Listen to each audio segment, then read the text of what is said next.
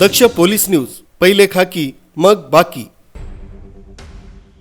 Dindori police ठाण्याच्या हद्दीत गुजरातकडून नाशिकच्या दिशेने येणाऱ्या अवैध प्रतिबंधित गुटख्यावर पोलिसांनी मोठी कारवाई केली। चाचडगाव टोल नाक्याजवळ सापळा रचून पोलिसांनी आयशर वाहनातून बेकायदेशीरपणे वाहतूक केला जाणारा विमल पान मसाला, सुगंधित तंबाखू आणि आयशर ट्रक असा एकूण 23,49,520 रुपयांचा मुद्देमाल जप्त केलाय।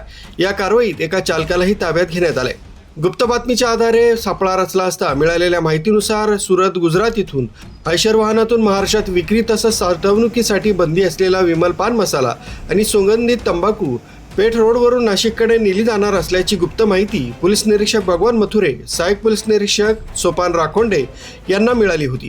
त्यानुसार दिंडोरी पोलीस ठाण्याच्या पथकानं चाचडगाव टोल नाक्यावर सापळा लावला।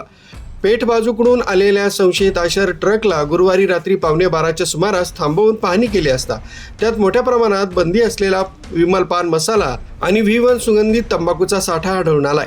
त्यात विमल पान मसाला किंमत 12,35,520 रुपये, V1 सुगंधित तंबाखू किंमत 1,14,000 रुपये, आयशर ट्रक किंमत 10 लाख रुपये असं एकूण 23,49,520 रुपयाचा मुद्देमाल व वाहन चालक यशवंत सिंग सुभाषचंद्र वय 25 वर्ष राहणार बसोहली, जिल्हा कठुआ, जम्मू आणि काश्मीर याला पोलिसांनी ताब्यात घेतलंय।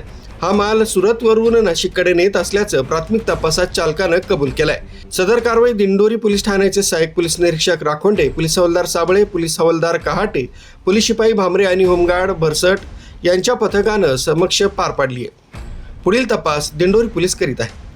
न्यूज ब्युरो, दक्ष पोलीस न्यूज, दिंडोरी।